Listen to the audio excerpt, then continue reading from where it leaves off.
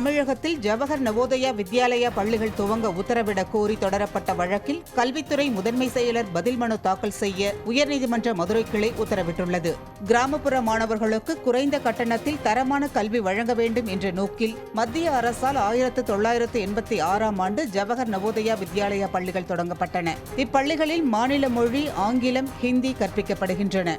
பிற மாநிலங்களில் சிறப்பாக செயல்பட்டு வரும் நவோதயா பள்ளிகளை தமிழகத்தில் தொடங்க உத்தரவிடக் கோரி சென்னை உயர்நீதிமன்ற மதுரை கிளையில் மனு தாக்கல் செய்யப்பட்டது. பல்வேறு பாடத்திட்டங்களை கற்பிக்கும் கல்வி நிறுவனங்கள் தமிழகத்தில் அதிக அளவில் இருப்பதால் தமிழகத்துக்கு நவோதயா பள்ளிகள் தேவையில்லை என தமிழக அரசின் சார்பில் வாதம் முன்வைக்கப்பட்டது. இதனை ஏற்க மறுத்த நீதிபதிகள் மனு தொடர்பாக கல்வித்துறை முதன்மை செயலர் பதில் மனு தாக்கல் செய்ய உத்தரவிட்டு வழக்கு விசாரணையை ஜூலை 20ஆம் தேதிக்கு ஒத்திவைத்தனர்.